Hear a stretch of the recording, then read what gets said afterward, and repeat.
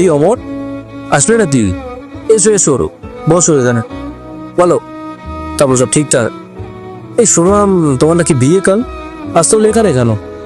তোমার চোখে মুখে বিশ্বাস যেন, বলো, কিছু বলবে? আচ্ছা, খিদে পেয়েছি, খাবে কিছু?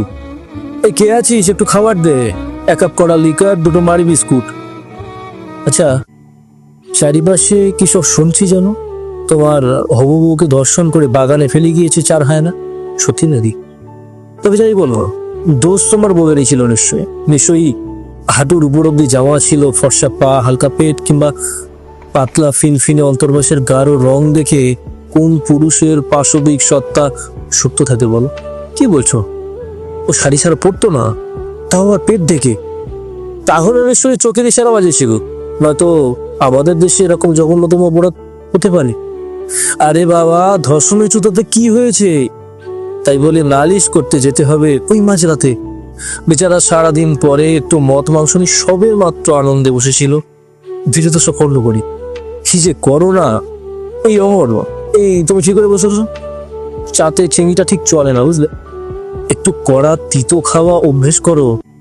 না হলে এই পুরুষতান্ত্রিক সমাজের পুরুষদের অত্যাচার কিভাবে সহ্য করবে?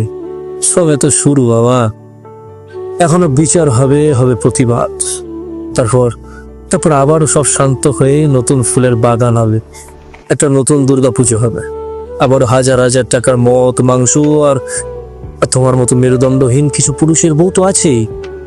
তারপর সবশেষে বিজয়ার স্ট্যাটাস দেখে নতুন নতুন ফটো তুলে পুজো শেষ। বাকি দুর্গাটা মাটির ছিল। আরে আমার কি গো, চুপচাপ কেন বলো? তোমাকে কতবার না বলেছি, মরতে হলে মরার মতো মরবে, শেষে কিনা গলায় দড়ি দিলে।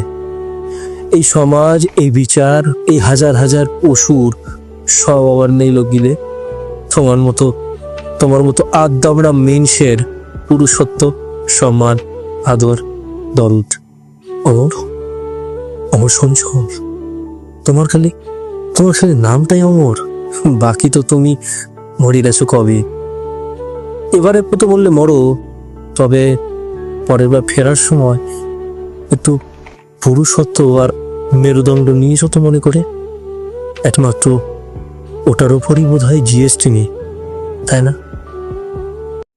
ও সে ঘরখানা যার জমিদারি